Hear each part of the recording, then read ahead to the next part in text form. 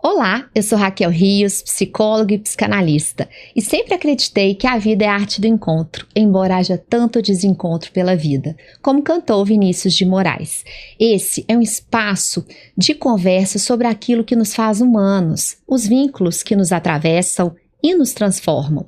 Aqui, a gente escuta histórias reais, celebra laços e sustenta, com presença e cuidado, aquilo que insiste em nos ligar. Sejam bem-vindos ao Pode Encontrar.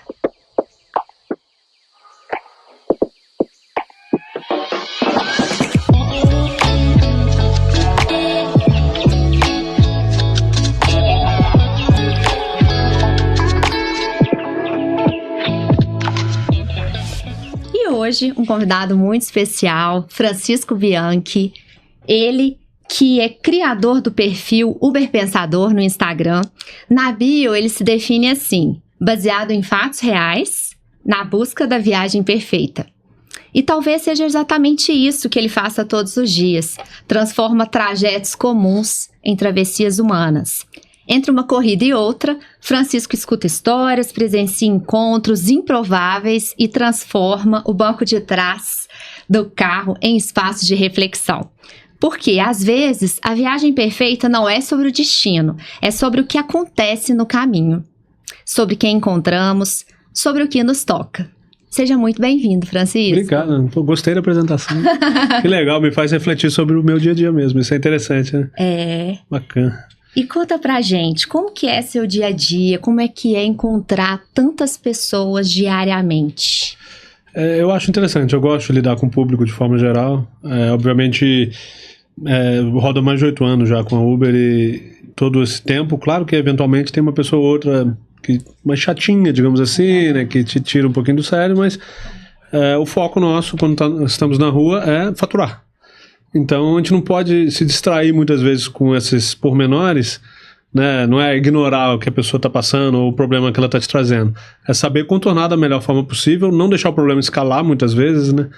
Ver que a pessoa está um pouco combativa e tal, tenta baixar um pouco, acalmar, diminuir a situação para você conseguir concluir seu serviço ali. Claro que se a situação escala num nível acima, né? Enfim, uma agressão, infelizmente nunca aconteceu comigo, mas já vi alguns casos, aí você tem que encaminhar para a polícia e tal, mas isso, enfim, são casos isolados, eu gosto de tratar como casos isolados.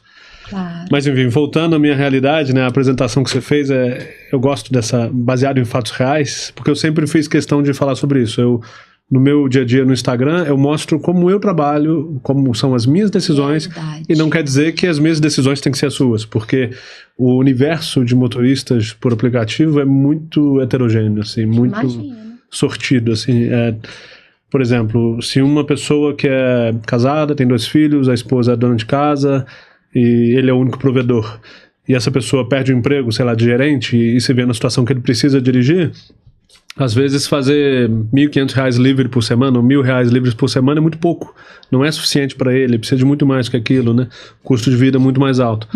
Ao mesmo tempo, um menino que mora com os pais, 20 e poucos anos, que não tem um gato para dar comida, fazer R$1.000 por semana livre, uau, nunca viu tanto dinheiro na vida. Sim. Sabe, então... Sabe, às vezes chega essa pergunta pra mim, tô pensando em rodar na Uber e tal, ainda tá valendo a pena? Sabe, dá pra fazer dinheiro? Depende muito, não tem como, eu tenho como falar da minha realidade. Sim. Pra mim faz sentido na realidade que eu tenho hoje, no que eu construí em torno do meu dia a dia como motorista, construir uma rede social que se tornou um negócio pra mim.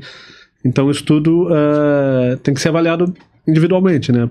Cada pessoa, né? Não tem uma receita mágica, né? Acho que nenhuma área tem, né? Mas na Uber isso se torna mais evidente, né? Então eu sempre fiz questão, voltando lá na fala original, né, baseado em fatos reais, eu sempre fiz questão de falar isso. Desculpa.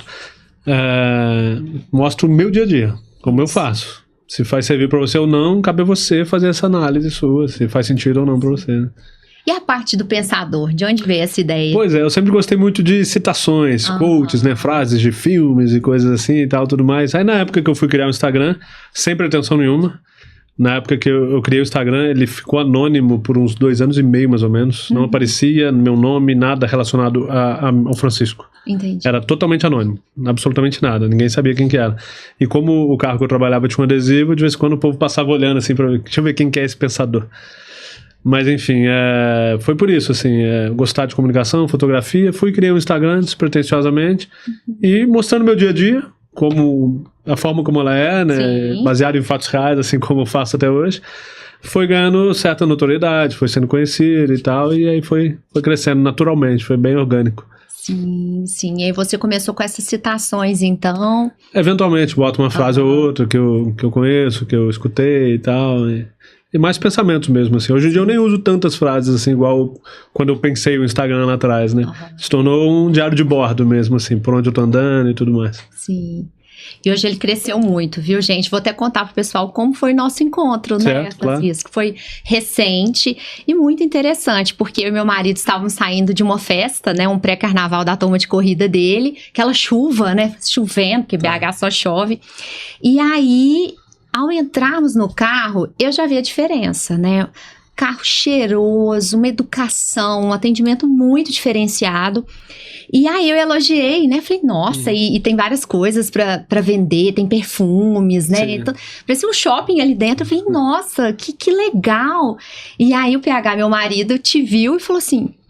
eu te conheço, eu te sigo no Instagram, né? Então ele já te acompanhava.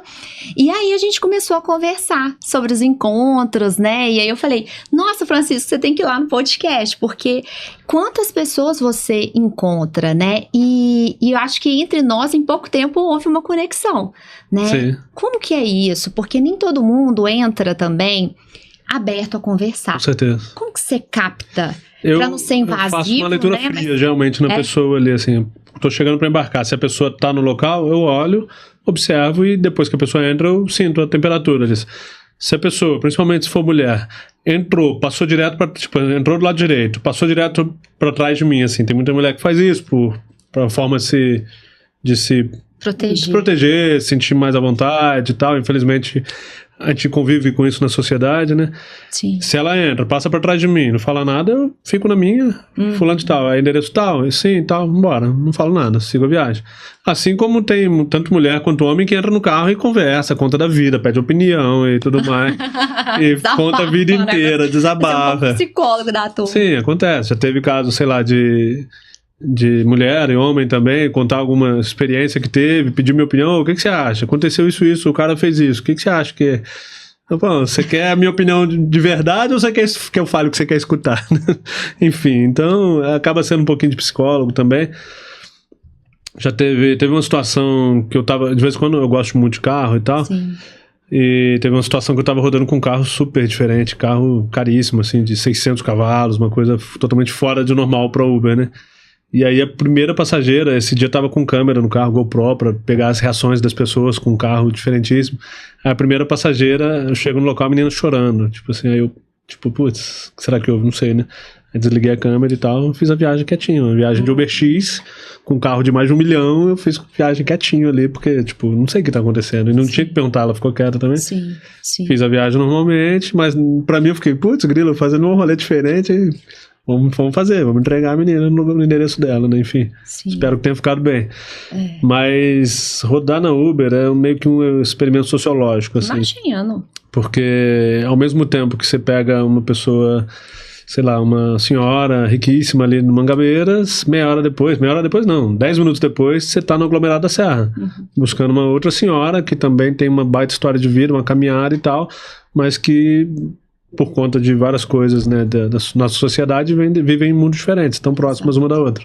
E as duas usam o mesmo carro, sentam no mesmo lugar, conversam comigo e eu tenho que conseguir transitar, sabe? Conseguir estar ali para acolher as duas da forma que for melhor, né? Com educação, com respeito e observando a situação, a realidade de cada um ali, as necessidades de cada um, né? Muitas vezes isso extrapola, né? Muitos motoristas reclamam disso, eu entendo as reclamações por conta de problemas... de falta de reajuste da plataforma em relação aos valores pagos e tal, mas olhando numa visão macro eu vejo que isso é uma questão Brasil, não é uma questão, né, da mão de obra toda Brasil. Tem esse problema, uma pessoa que ganha um salário mínimo provavelmente tem que ter um outro trabalho ou então um bico para somar na renda. Eu fui abrindo parênteses, me perdi onde eu estava, enfim. Mas você estava dizendo do experimento antropológico, das diferentes realidades, né? Mas quando você diz, elas sentam no mesmo banco, né? Me lembra que nós somos humanos, né? Nós somos atravessados pelas mesmas dores, pelos desamparos. Peguei o gancho, você lembrei onde eu estava ainda. Né? Eu fui com o pensamento abrindo parênteses e perdi o início. Enfim, a gente tem essas questões, só que tá sentado num carro, trabalhando como Uber, você tá prestando um serviço. Você tem que entender que você tá prestando um serviço. Então, às vezes a pessoa vai estar chegando numa situação diferente ali, ou seja, uma coisa óbvia, que é uma pessoa com necessidade especial, com cadeira de roda e tal, que você precisa talvez parar, um idoso, pode parar na garagem, por favor, para eu conseguir desembarcar e tal, que é uma coisa óbvia, que é uma necessidade física ali, mas às vezes tem uma outra situação. Eu já peguei passageira que tava com medo do ex dela tá seguindo ela, que tinha medida protetiva, mas ela, sabe, e aí se tornou uma coisa meio que tipo, o que tá acontecendo? Será que eu ligo pra polícia? E aí, sabe, o que você fez? No fim, eu acho que não tinha nada, né? Era um endereço distante, não me lembro onde era, região metropolitana. E quando eu tava chegando no local, ela olhou pra trás, ela falou, moço, acho que o meu ex tá me seguindo, no carro aqui atrás. E tipo assim, ela pediu pra dar uma volta, eu dei a volta, fiquei observando e tal, não sei o que, parecia que não, mas fica um clima tenso. Então, tipo assim, não tinha como eu falar, não, desculpa, sua viagem termina aqui, desce. Sabe, não tem como, você tem que entender o contexto ali, não pode abandonar uma situação. Claro. Então, ter esse olhar, essa atenção faz muita diferença no dia a dia, né? Porque no acolhimento da pessoa no carro. Né? Exato. Eu acho que você trouxe essa sensibilidade, desde a forma como a pessoa entra, como é que você tem que fazer uma leitura corporal, né? Sim. E para não ser invasivo, né? E respeitar, porque tem gente que às vezes entra super estressada e que vai ter aquele momento ali de ufa. Deixa eu ficar quieto. Né? E às vezes não, né? Às vezes as pessoas querem ser ouvidas, estão muito carentes. Sim, precisam comunicar. Né? Precisam dessa conexão. E você acha que mesmo em poucos minutos, 5, 10, 15, é possível criar uma conexão? Olha a gente aqui. Exato. Sim, já nasceram. Eu trabalhava, quando eu comecei a rodar como motorista, eu trabalhava no mercado imobiliário. E tive alguns contatos de negócios que foram pra frente a partir de um passageiro que andou comigo, aí na conversa falou que tava procurando, comprar, vender e tal, não sei o que, virou cliente. Que então, bacana, tipo assim, simples sinergia de momento e tal, de situação, pessoas que gostam de carro também muitas vezes caminham na mesma direção, ou então donos de marcas que entendem que faz sentido fazer algum negócio comigo e tal, então, por conta do Instagram, né, então... Claro. Sim, é bem possível ter conexão em poucos minutos. Haja vista a nossa e com a Silvia, né? Tem também, outra coincidência. Foi passageira no mesmo dia e veio aqui, né? Exato, gente, tem que contar. Foi uma coincidência muito legal dos encontros, né? Sim. Já que a gente fala aqui... BH sendo BH, né? Um ovo. Pois é. Mas foi muito legal, pessoal, porque eu conheci o Francisco no sábado, e aí eu ainda não acompanhava ele no Instagram, segui. Ao seguir, eu vi que a Silvia Castro também acompanhava. E aí fiz o convite para o podcast e falei com ele, nossa, Francisco, coincidência, a Silvia Castro que te segue, ela vai, né, gravar terça-feira agora, vou encontrá-la.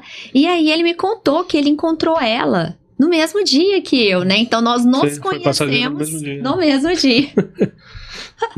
Essas boas coincidências, né? E já tiveram, assim, encontros muito, muito inusitados, que você viveu situações também, assim, de medo, de apreensão? Eu tenho um pouco de sorte por nunca ter sido assaltado. Um pouco de sorte que eu falo, porque dependendo do contexto que é criado ali pela pessoa que quer realizar o assalto, não tem como prever, né? Tem inúmeras situações. Eu não vou falar aqui que eu vou estar dando exemplo para quem quiser, para alguma pessoa que possa ver e, enfim, não tenha boa índole. Sim. Mas, enfim, se é bem arquitetado, não tem como prever. Infelizmente, não tem como. Uma vez que a pessoa entrou no carro. Mas tem duas coisas que eu observo, né, em relação aos riscos e tal, tudo mais. Justamente essa leitura da situação, de onde você está indo, para onde você está indo. Hoje em dia, no aplicativo, é muito mais tranquilo fazer isso, que quando você aceita a corrida, você sabe de onde vai, para onde vai, o endereço exato, então não tem muito mistério. Quando eu comecei a trabalhar, você aceitava a viagem no escuro. Só quando a pessoa entrava no carro, você iniciava a viagem que você sabia para onde você ia. Então era muito aleatório. E hoje em dia eu faço um pouco a leitura, assim, eu até fiz um vídeo uma vez sobre isso. Você faz a leitura da viagem, no que você tem de informação ali no cartão de chamada, né, que chama no celular, mas uma vez que você chegou no ambiente, você bate o olho na pessoa, estranhou, desconfiou, passa direto, cancela a viagem. Tipo, infelizmente. Você não tem como pagar pra ver. Né? Você não tem como. Seja você motorista homem ou motorista mulher, principalmente. Motorista mulher hoje tem a opção de pegar somente passageiras mulheres. Tem essa opção no aplicativo, né? Olha que ótimo, não sabia. Dá um pouco mais de segurança para motorista, pelo menos começar. Vários motoristas que eu conheço, mulheres, começaram assim, pegando apenas passageiras mulheres e depois se sentiram à vontade. E hoje em dia, em determinados horários, aceitam viagens com passageiros homens também e tal. Mas essa leitura final é fundamental, porque aconteceu comigo. 3 horas da manhã, num local ali na Savassi, que não tinha absolutamente nada aberto, um monte de loja fechada, três homens. Jovens, assim, e tal, tudo mais. Eles podiam estar saindo de uma festa próxima, andaram até ali e chamaram Uber. Mas eu não tenho como pagar pra ver, sabe? Eu olhei assim e falei, cara, tá estranho. Passei direto, cancelei. Sim. Posso ter errado? Eles podiam estar só querendo ir pra casa? Sim, mas eu não tenho como pagar pra ver, sabe? Exato. A minha última barreira de segurança é essa, assim. Sim. Você desconfiou, uma vez que eles entraram no carro... E é tão importante ouvir a sua perspectiva e o seu lado, porque eu, por exemplo, tenho uma preocupação muito grande quando a minha mãe vai pegar Uber. Imagino. Eu peço para ela compartilhar a localização e tudo. E aí, eu acho que o que você traz é fundamental, porque vocês também se expõem. O risco é pros dois lados, né? Em atos cometidos para motorista é absurdamente maior. A violência contra o motorista é tipo 80%. Nossa. Em crimes ocorridos em carros, aplicativo, 80% é contra os motoristas, 20% contra os passageiros. Porém, contra os passageiros acaba ganhando muito mais atenção de mídia e tal, porque às vezes, infelizmente, é um abuso, uma violência e tal. Então, eu entendo, porém, estatisticamente, infelizmente, o motorista está muito mais vulnerável, porque a pessoa que quer cometer um ato ilícito, ela chama o carro até ele, tipo assim, sabe? O carro vai até a pessoa, sabe? Então é muito fácil, entre aspas. Sim. Enfim, então, é uma coisa interessante até. Eu participei de um podcast uns anos atrás com um motorista que tem um canal lá nos Estados Unidos. E a gente debateu, foi durante a pandemia, foi online, a gente debateu e tal sobre as diferenças de trabalhar de Uber aqui e lá e tal. E aí quando ele questionou pra mim, qual que é a principal preocupação do motorista aí no Brasil? Segurança. Não são os ganhos. Lá pra eles são os ganhos, a segurança não tá em primeiro plano. Claro que você tem atenção e tudo mais, mas não como aqui. Então aqui primeiro tem que estar bem, depois pensar em faturar. Depois eu penso no meu faturamento. Obrigado. Seja um pouquinho pra você. Então, enfim, é o dia a dia, né? O dia a dia é se manter bem, motoristas ter um grupo de WhatsApp com motoristas próximos, conhecidos, compartilhar a localização, se manter em contato, principalmente na noite, madrugada. Peguei uma viagem estranha aqui, compartilha a localização, me acompanha aí e tal. Vocês têm essa rede entre vocês também? Eu recomendo que motoristas, assim, que estiverem assistindo, tenham seus grupos mais menorzinhos, assim. Não adianta ter um grupão de 200 motoristas que vai desviar o foco, vai perder o foco, vai desmotivar. Porque querendo ou não, vai estar puxando pra baixo, tá muito ruim hoje, não sai não, Então isso psicologicamente destrói, né, a mentalidade da pessoa, que quase sempre quando chega para trabalhar como Uber tem uma necessidade bem escancarada de fazer dinheiro, né? Sim. E tá num grupo que puxa pra baixo não ajuda, né? Você precisa de se desafiar, de meta, vamos fazer um desafio. Quem fizer R$500 hoje primeiro, sei lá, ganha o café dos outros, sei lá, uma coisa assim, mas se motivar, se instigar, né, alcançar alguma coisa, e essa rede de proteção com alguns amigos, junto uns 10 ali que se conhecem da rua no dia a dia, e cria essa rede de proteção, né, tipo, me acompanha aí, peguei uma viagem esquisita, vai durar 20 minutos, você não fala nada, sei lá, alguma coisa assim pra se proteger, né, infelizmente é necessário. É necessário. Mas é isso, né? Todo encontro apresenta um risco. Não só de coisas ruins, mas coisas boas, né? Coisas boas, vamos que é muito mais legal. Das boas também, né? Te ocorre alguns encontros emocionantes, né? Que te atravessaram de uma forma especial, assim, alguma história? Teve um estranho particularmente pra mim, que foi uma coisa muito fora do normal, eu já contei algumas vezes, mas vale contar pra você que a gente tá num podcast com uma proposta diferente, né? A gente tá num podcast que não é voltado especificamente pra motorista, se trata de encontros, né? E no começo lá, quando o meu Instagram era anônimo ainda e tal, tinha um escritório da Uber aqui no Brasil. E aí, um dia ou outro, eu busquei uma pessoa que trabalhava lá, outra pessoa e tal, e acabei ficando conhecido dentro da Uber. Isso eu tinha 2.000 seguidores, sei lá, não era relevante o Instagram em si. E aí acabei ficando conhecido, aí tava tendo regulamentação da Uber em BH na época, aí me chamaram lá pra uma reunião, pra outra e tal, tudo mais, e acabei conhecendo o povo da Uber. E aí foi passando o tempo e tal, e aí eu me lembro especificamente a data, porque foi marcante, 24 de abril de 2019,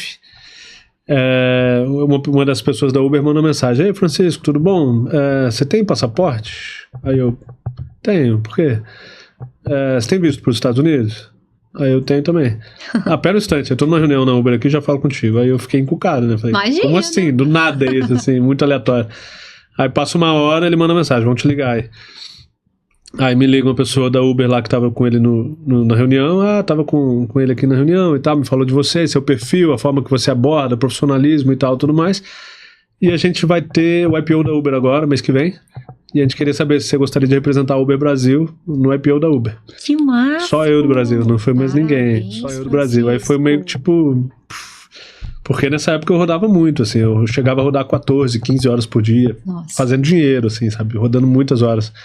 E aí veio isso, tipo assim, como assim, velho? Do nada, Nova York, 6 dias, tudo pago. Sabe? Que bora, baita né? reconhecimento. Aí outra coisa, um baita reconhecimento, não tinha a ver com o Instagram, não tinha obrigação de postar nada, era só de representatividade, de um motorista que trabalha dia a dia, que gosta daquilo que faz, apesar das dificuldades. Não tinha nada tipo de você não pode falar isso, não pode fazer aquilo, é só gostamos da forma que você trabalha, profissionalismo, vai lá. E aí conheci o CEO da Uber, tava lá na hora que bateu o sino e tal, no chão da Bolsa de Valores de Nova York. E outra coisa legal foi que eu tinha visto para os Estados Unidos, eu não tinha ido lá ainda. Eu tinha visto porque no ano anterior, uma amiga minha que é americana, mora aqui, ela ia casar lá no Kansas. Nossa. Aí ela me convidou, eu comecei a planejar e tal, não, vou tirar o visto e tal. Tirei o visto, eu e minha namorada na época, a gente tirou o visto pra ir, só que a gente ia casar no mesmo ano. Ela ia casar em julho nos Estados Unidos, eu ia casar em outubro, minha lua de mel era fora do Brasil também, então tipo assim, muita grana que ia gastar. Imagina. Aí quando foi chegando perto, eu falei tipo, ou eu vou no casamento dela ou eu caso, não vai dar pra fazer as duas coisas. Mas já tinha tirado o visto, aí falei com ela, infelizmente não vai dar e tal, não sei o que, mas fiquei com visto. Aí quando rolou isso de Nova York, eu liguei pra ela e falei, então, aquele visto me rendeu uma viagem. Já tinha outro propósito, nossa, que legal, né? E tal. Então foi bem aleatório, assim, mas bem legal, assim. Muito. E tem até aquele ditado, né, assim, quando a oportunidade te encontrar, esteja preparado, né? Às vezes a gente tem uma frustração como essa, que na época você deve ter tido, né, de não ter conseguido ir ao casamento dela, mas vem depois, né, uma outra oportunidade, né? A gente tem que estar, como se diz, com visto pronto, né, pro que vier, porque coisas boas acontecem. E perceber as coisas que estão acontecendo. Eu tenho histórias de conhecidos que um amigo tem uma oficina de carros e tal, especializada e tal, e um dia ele, como passageiro de um motorista, conversando com o motorista, ele falou, cara, que mentalidade legal, gostou da forma dele conversar e tal. Perguntou pra ele, você entende de oficina? Você já trabalhou com mecânica e tal? O cara, não trabalhou, não conheço, nunca trabalhei, não sei nada. Aí o cara mesmo assim falou, quer trabalhar comigo na oficina? Chamou ele lá pra ser tipo estagiário, hoje o cara é gerente da oficina dele. Olha aí. Sabe, porque ele viu uma mentalidade, ele viu uma postura, uma entrega, sabe, numa viagem. Sabe, a oficina, deu branco agora, como é que é o nome da oficina? Na Barão de Melo ali, enfim. Não, deu branco, infelizmente. Mas, enfim, uma história... É pra gente reconhecer, né? Legal, Claro. Eu tô lembrando, é uma sigla agora, mas se eu falar, eu vou estar chutando, posso falar errado, enfim. Mas super legal, sabe? Uma história de um encontro, assim, rápido, e o cara confiou nele. Pô, botou pra dentro, treinou, capacitou, e o cara é gerente. E sabe? Então, isso, né? É muito possível isso. Muito possível. E como a gente pode ter essa sensibilidade para, em poucos momentos, captar isso. É uma questão de postura. Como a gente sentiu com você, uma gentileza, transmite uma segurança, né? Isso tudo não é nem verbalizado, é vivido, né? E se a gente está atento, é possível encontrar e apostar muito em pessoas assim, né? Foi uma aposta que deu muito certo, não à toa. Hoje ele é gerente, né? Sim, com certeza. Na minha conta da Uber tem a descrição lá, Networking Through Life, assim, eu sempre gostei muito dessa coisa, né? O network através da vida, as conexões que a gente cria. Exato. E o que isso possibilita pra gente, né? Não que se fala assim, vai parecer assim, interesseiro e tal, mas não é, são conexões reais que você faz. Por exemplo, conheci você, aí eu falei com você o negócio da água aqui. Exato. Pode ser que no próximo episódio já esteja aqui na mesa. sabe? E são conexões, são facilidades que a gente cria e conecta pessoas com outras pessoas que têm o mesmo propósito. E assim a gente vai valorizando a nossa rede. A nossa rede. Né, através disso, assim, não de uma forma interesseira, mas de forma que todos cresçam juntos ali. Exatamente. Então isso é muito legal, assim. Quando eu penso assim, tantas coisas que eu já realizei na minha vida por isso, sabe? Por estar disposto, disponível, por ter a cara de pau muitas vezes de chegar e falar e pedir. É igual sabe? Muita gente tem medo. Assim, tô ousada, hein? Eu acabei de conhecer o cara, tem que ir no meu podcast. Mas é legal, sabe? Muitas vezes isso faz muita diferença. Tem amigos meus que têm canais no Instagram também e que infelizmente às vezes não conseguem parcerias legais, eles têm conteúdos muito bons, só que são mais fechados, assim, tem um pouco de medo de chegar e pedir, falar. E na rede social é difícil também, hoje em dia não tem um manual de como precificar. Sabe, quanto que vale a minha visibilidade, quanto que vale isso e tal. Então, é um caminho, assim, tá sendo trilhado. Eu acho que 8 anos atrás, quando eu comecei o Instagram, não existia marketing de influência igual existe hoje. Sabe, então essa cara de pau, essa abertura para chegar, conversar e se mostrar o seu valor, né, como comunicador. Exato. É fundamental. E isso às vezes começa no carro. Quando isso acontece de você pegar um passageiro que tem uma marca e te vê, acha legal o cara que vai te chamar para ser gerente da loja dele, enfim. Então, enfim, são conexões que somam, né, muitas vezes. Demais. Eu também acredito muito nisso, Francisco. Tem tudo a ver com o propósito do podcast mesmo, né? Porque eu também me abasteço em conhecer tantas histórias, tantas pessoas, e eu vejo, né, que isso demanda uma coragem, né, dessa exposição, dessa vulnerabilidade. Sim. Nem todo mundo consegue imediatamente, mas eu acho que o seu trabalho inspira muitas pessoas, né? Pelo pouco que eu já acompanhei ali, gera muita identificação, né? Você fortalece a profissão de vocês, como a gente precisa, né, de pessoas ousadas que, como diz a Brené Brown, que vão pra arena. Sim. Ela fala disso. The Man in the Arena, né? Esse é legalzinho, é legal demais esse poema. Mas eu gosto justamente disso, né? Dessa conexão, de ser natural e de ser, do que eu falo lá, baseado em fatos reais, porque é o que eu faço. Tipo assim, hoje em dia eu trabalho menos do que eu já trabalhei, porque eu me possibilitei isso através da rede social que se tornou um negócio.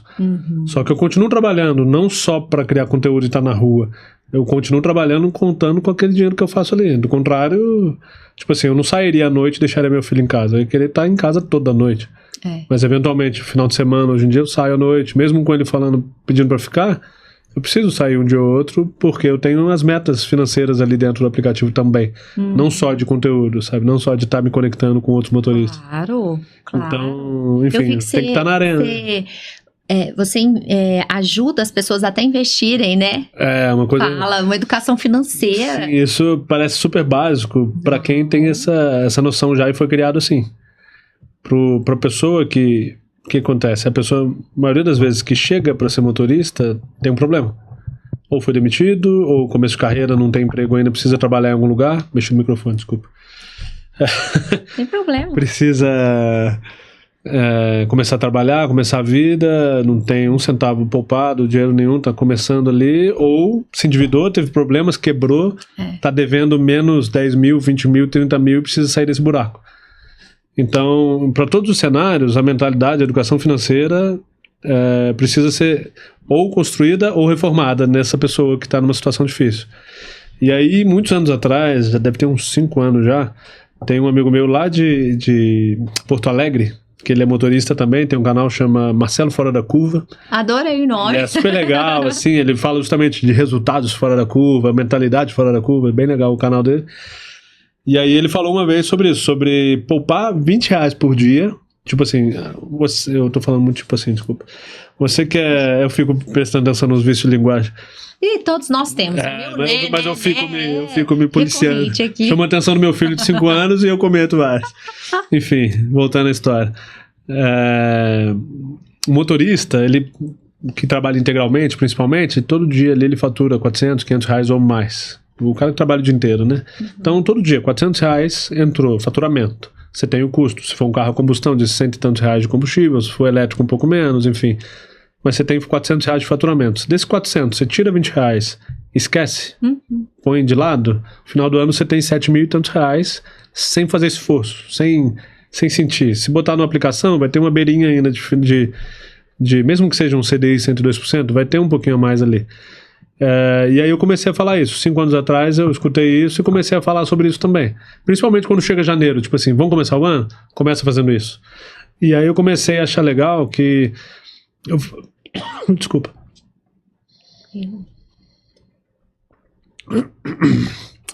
Take. Continua. Eu comecei a achar legal, a partir do primeiro ano que eu falei isso, quando chegava em janeiro do ano seguinte, alguém falava, esse ano tô de férias em janeiro porque você me falou ano passado daqueles 20 reais. É muito E aí eu comecei a guardar 20, eu percebi que eu conseguia guardar 40 por dia, e não só 20. E aí esses 7 mil já virou 14. Sabe, e guardado sem fazer falta, porque é diferente, você fala 20 reais por dia, ok, 600 reais por mês, é diferente. Se você chega dia 1º e tira 600, você, não, tirei 600 reais, meu Deus. Mas se todo dia do faturamento, do dinheiro que passa na sua mão, você tira 20, vai sumindo com ele, isso se torna um valor muito significativo, principalmente para o cara que está apertado financeiramente. Chegar em janeiro, pagar o IPVA, pagar o IPTU, pagar o material da escola. Então, essa fala foi muito legal e começou a ter esses resultados, esses retornos muito positivos, sabe? Então, é uma coisa tão simples, mas é uma educação disciplinada, assim. Eu já faço isso pra mim e pro meu filho há muitos anos. Meu filho, eu tenho uma conta dele que todo dia eu boto um dinheiro lá. E eu boto todo dia, mesmo eu hoje já tendo uma situação financeira organizada e tal, tudo mais, eu faço questão de fazer diariamente. Que legal. Pra ser a questão disciplinar pra mim também. Claro. Sabe, então... Claro. Enfim, E a gente precisa de um outro para nos ensinar, né? E aqui, especialmente, né? Você falou das diferenças do Brasil com outros países. A gente é muito carente de educação financeira. Sim. Teve alguém que te ensinou também? Foi em casa, foi com outras pessoas, em redes? Em relação a isso, eu apanhei muito, assim. Se minha mãe ver isso, ela vai falar assim, Chico, meu filho, eu vivia falando com você. Porque o que acontece? Dos 19... dor, né, Francisco? Dos 19 aos 25, eu fiquei no exército. Lá em Petrópolis, morando na casa da minha mãe, justamente sem ter um gato para dar comida. E nesses 6 anos eu não poupei um centavo.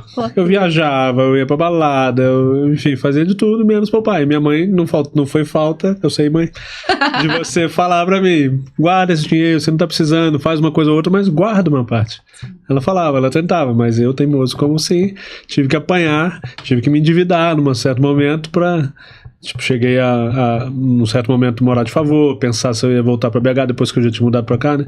Cheguei a tropeçar e passar por maus bocados até conseguir entender e me organizar, né? Sim, sentir na pele a necessidade, né?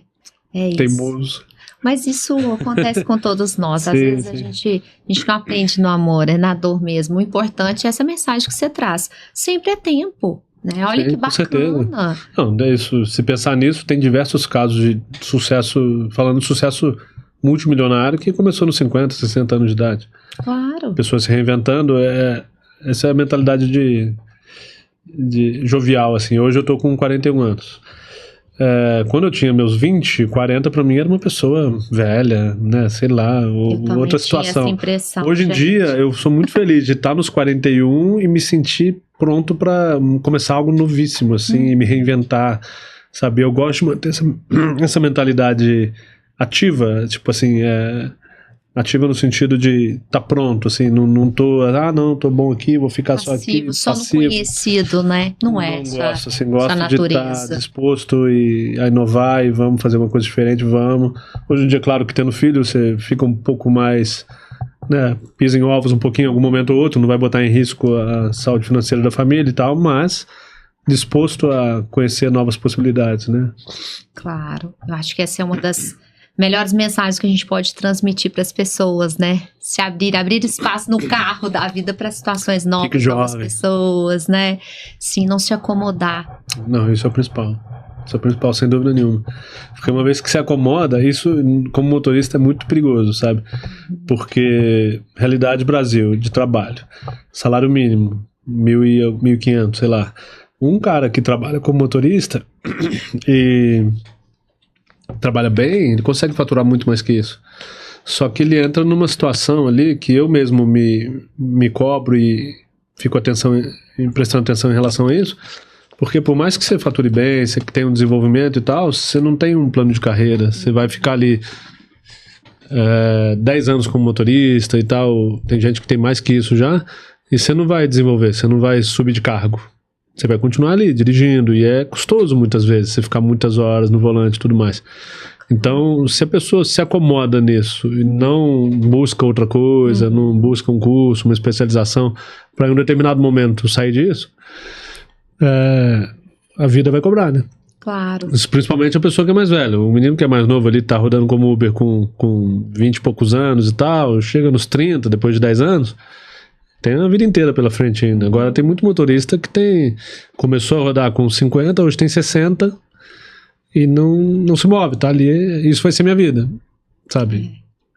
E atrofia, né, um desenvolvimento, como você está trazendo, não só financeiro, mas emocional, né? Quantas conexões novas podem vir com esses novos desafios, né? Quando a gente se lança em outras arenas também, né?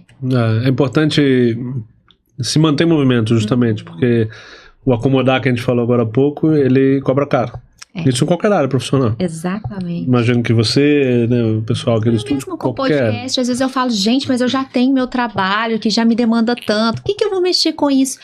É algo que transborda, né? A gente quer experiências novas, novas trocas, novos desafios. Sim. Isso movimenta. E é a sua expertise, né? Como psicólogo, psicanalista, né? Você, né, tem que estar comunicando, tem que estar falando, né? Não se limitar num consultório, num 1 a 1 ali, né? Exatamente. Se tem mais coisa para botar para fora, né? Ampliar, acho que o espaço ficou pequeno, né? Eu tenho uma identificação muito grande com o meu trabalho no consultório, mas eu sinto falta desses outros espaços, tanto é que eu adoro dar aulas, né? Ter trocas com os alunos, e agora o podcast com mais um espaço de escuta, de troca, né, simétrico, e que eu fico também, né, muito à vontade aqui para me expor outras histórias, outros lados, né, eu acho que eu me identifico muito com isso que você está trazendo, dessa necessidade de novos desafios, de não me acomodar num só lugar. Vou trazer então um caso meu, psiquiátrico. Eu lá em 2011, tinha acabado de mudar para Belo Horizonte e tal, não trabalhava com Uber ainda, e uma sequência de fatos, vou tentar resumir aqui, me vi com o síndrome do pânico. Eu tinha uma labrador de 10 anos, perdi ela, logo depois perdi minha avó, tipo assim, foi somatizando as questões, sabe? Outro, né? Um atrás do outro, e minha labrador, quando eu mudei pra BH, ficou lá em Petrópolis com a minha mãe, e enfim, foi uma pancada atrás da outra, e aí quando eu fui pro velório da minha avó, eu fiquei lá uns dias, uma semana, não me lembro, e aí um certo dia, após o velório, uns dias depois, fui jogar basquete com uns amigos meus, torci o tornozelo. E aí fiquei aquele inchadozinho de leve, é engraçado como isso vai chegando no quadro que eu cheguei. E no dia seguinte, fui jantar fora com outros amigos. Nessa noite, quando eu voltei pra casa com o tornozelo torcido, eu lembrei que alguns meses atrás, uma amiga minha de escola tinha morrido por conta de uma infecção no tornozelo que se tornou uma embolia pulmonar e ela morreu. Sabe, isso tudo veio na minha cabeça, eu falei, tô sentindo isso, é isso que eu tô tendo, meu Deus, ferrou, vou ter isso também, vou pro hospital. Aí o corpo entrou em alerta e aí deu o start, síndrome do pânico. De madrugada, hospital, cheguei lá, fez um check-up, eletro e tal, perfeito, coração de atleta, tinha acabado de sair do exército, enfim, tava com um condicionamento físico excelente. E aí foi até interessante, porque no exército, de fato, eu tinha um condicionamento muito bom, muita atividade física, e era aquela fase, né, tipo, 25 anos, dou conta de tudo, condicionamento ótimo, super atleta, e aí vem essa questão psiquiátrica, aí foi um tipo, você não manda em nada aqui, camarada, você já pode ter o corpo que você tiver ótimo, em forma. A gente acha que a gente é senhor na nossa própria casa, mas não é assim. E aí, desse momento, foram 6 meses de um aprendizado mental gigantesco, assim, de descobrir, de enfrentar. Cheguei pro hospital com crise umas 3, 4 vezes. Na época foi ultra difícil de conversar isso com as pessoas. Imagina. Porque eu me sentia ou diferente, ou distante e tal, não queria falar com ninguém. Só que uma das principais, enfim, quem estiver passando por isso, uma das principais pontos de virada foi sim começar a falar com as pessoas. Amigos próximos, de fato, que chegava pra mim e falava, pô, Chico, você subiu favela, você ficou no exército, você participou de operação, você fez tanta coisa, vai deixar isso. Isso, claro que é uma visão não clínica, né? Não, Não clínica, assim, é de um amigo... os terrores internos, pois é, né, isso é de um amigo de infância. Só que quando um amigo de infância te fala isso, ele te dá um choque, tipo assim, cara, também, é verdade, eu já fiz muita coisa e tal. Isso eu sei, enfim, nada clínica esse comentário, mas na época me ajudou muito, assim, a me colocar no lugar e topar desafiar isso, não ficar refém.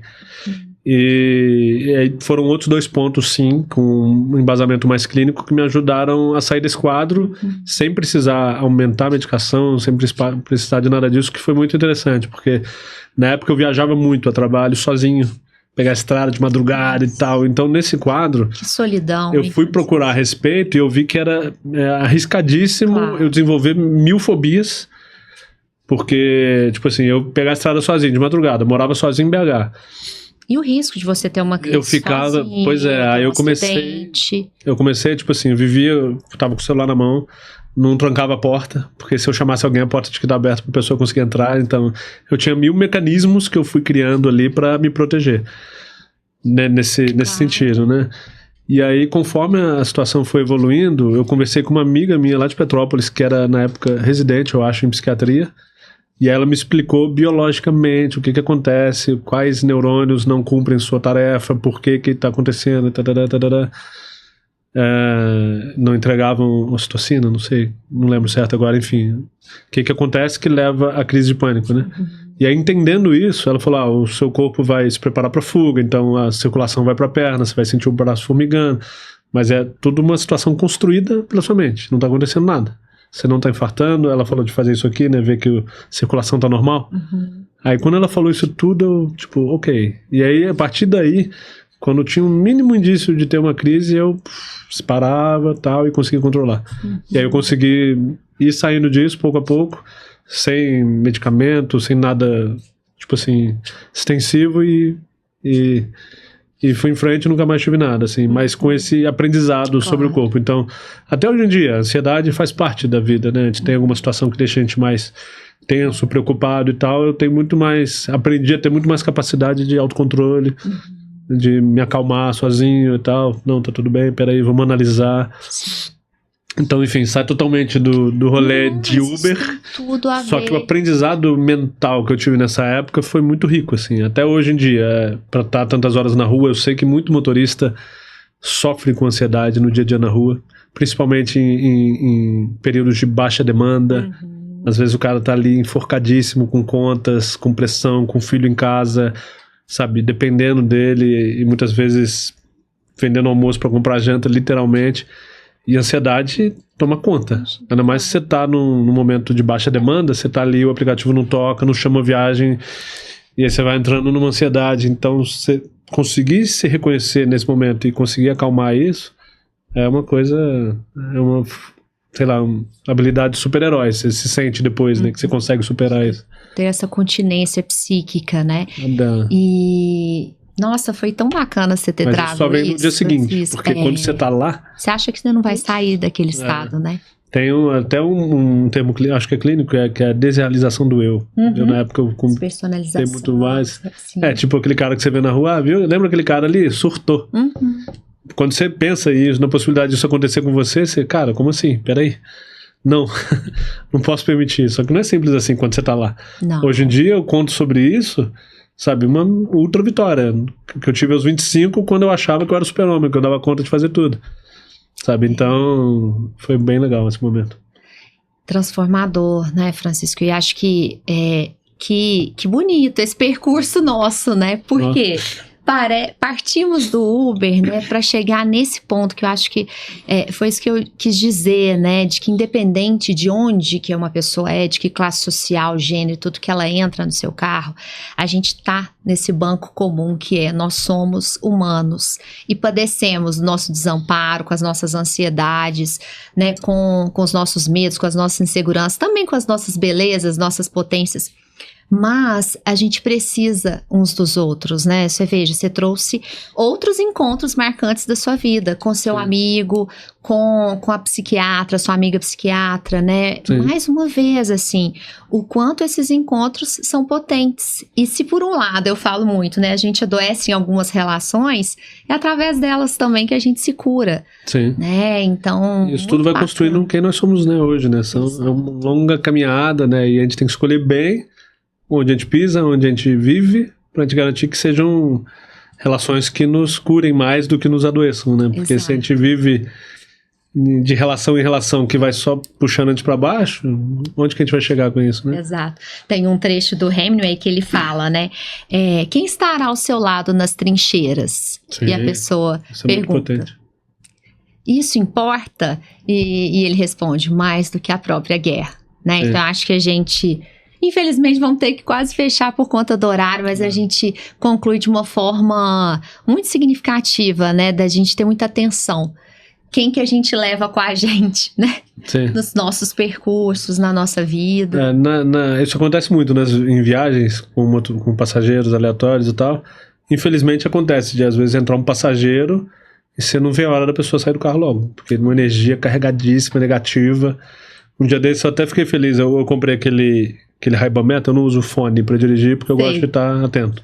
Mas eu comprei aquele óculos e ele tem um fone, fica em cima, que não fica no ouvido, né? E aí eu busquei uma passageira saindo do hospital e ela ligou pra alguém pra contar o que estava acontecendo no hospital. Eu entendo que é uma questão hospitalar e tal, tudo mais difícil pra ela, só que ela estava contando, o caso era tão pesado, tão carregado, sabe, da situação, do que estava acontecendo ali e tal, e tipo assim, eu não queria levar aquilo, eu não queria ouvir, porque tem coisa que a gente escuta e fica tipo, putz, grila, sabe? Claro. A pessoa tá vivendo isso. Impacta profundo. E aí eu falei, não quero. Aí eu peguei, botei uma música no fone pra eu me blindar daquilo ali, porque, sabe, foi muito assim, eu percebi... Contagiando, né? Contagiando, e querendo ou não, se você ouve, se você fala com uma pessoa que te traz um problema, a não ser que você seja, muito, sei lá, desconexo da realidade, você vai ter empatia pela pessoa, vai sentir, vai querer ajudar, vai falar... ali, né? Você veja, até na nossa profissão, com todas as teorias e técnicas, a gente fala que a gente se expõe ali de corpo, alma e coração. A gente é atravessado por tudo que os pacientes nos trazem, né? E ainda há quem diga, tá cansado do quê? Fica lá o dia inteiro ouvindo, né? Na mente... Tem até que escolher, né? Eu vi um conteúdo a respeito disso bastante interessante, até eu nunca tinha pensado a respeito. A forma de descanso de profissões diferentes são diferentes.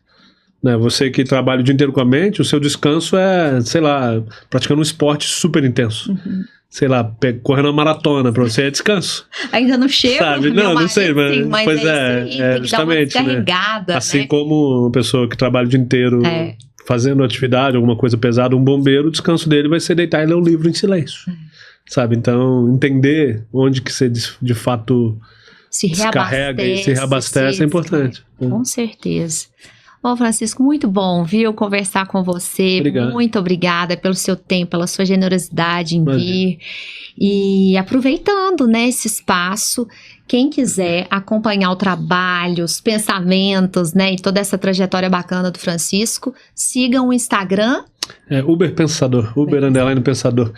Tá pensando em dirigir ou quer ver a cidade de Belo Horizonte por outros olhos? Acompanha lá que você vai estar comigo no dia a dia. É isso aí. Agradeço também a presença de vocês e até o nosso próximo encontro, até o próximo episódio.